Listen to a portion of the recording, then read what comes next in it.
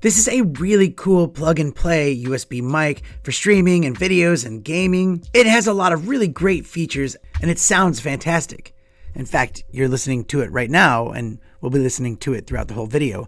Check 1 2, check 1 2. Starting with the base stand, this one is solid and probably one of the best I've seen, keeping it on the desk without tumbling over. It also comes with this other mount where you can connect it to a mic arm or a mic stand. The microphone sits on this shock mount which keeps it from making noise when you move it around. And it comes with a USB cable to plug it in, but they also provide an adapter to go to USB-C for newer computers. And it comes with an adapter that goes to Lightning, which means you can connect it to your iPhone and use it for recording and live streams.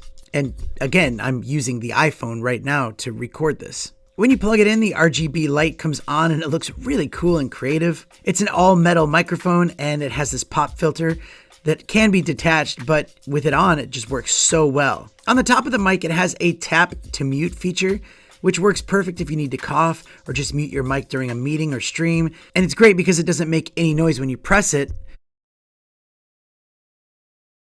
Yeah, the light goes off when you press it knowing it's muted.